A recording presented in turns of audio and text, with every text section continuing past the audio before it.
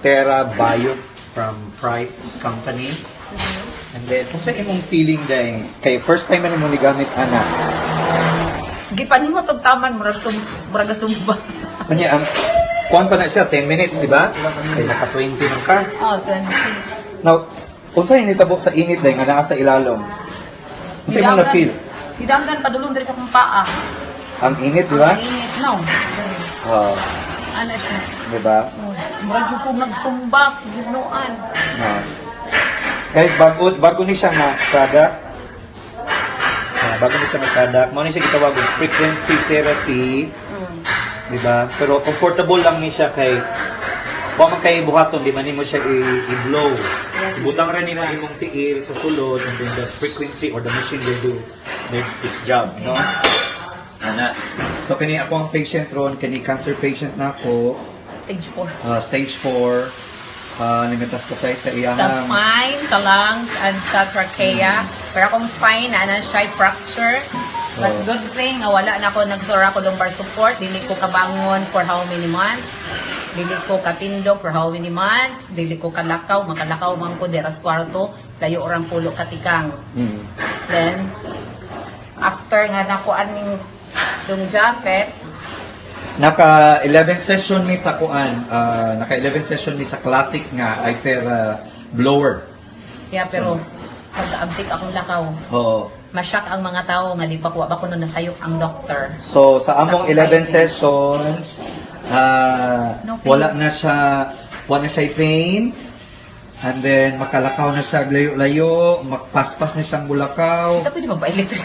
Kunya, wala na siya, di na siya magamit o kung saan na yung mga Pero ako lumbar support. iyang support. Wala na yung morphine. Wala na yung morphine.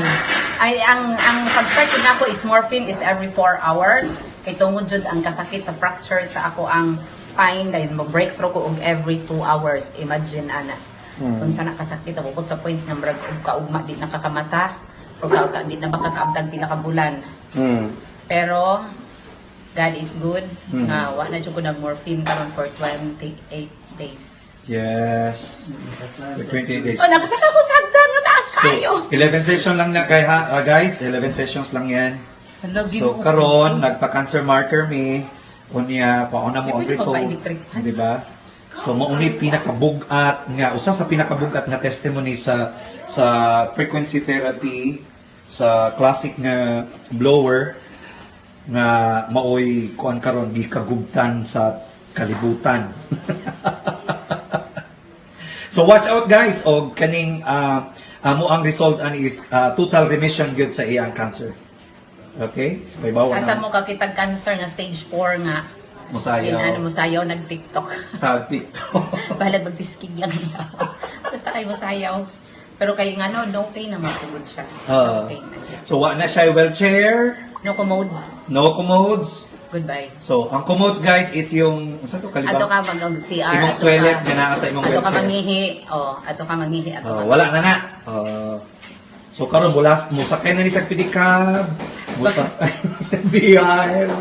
For the first time. Nagsakay pedicab just So guys, ayaw mong tuo nga ang cancer walay Walay kaayuhan. So naatay pa maagi. So, watch out. Basta kuan kanang Musunod lang sa protocol, then no? ang imo ha is healthy diet pud ka. Healthy diet, Kinahanglan gyud na siya. yes. Discipline and total surrender sa Ginoo. Kay wa gyud tay mahimo kasi unsa pay ihatag nga mga treatment kung dili ka mo surrender sa Ginoo. Wa gyud. Why not?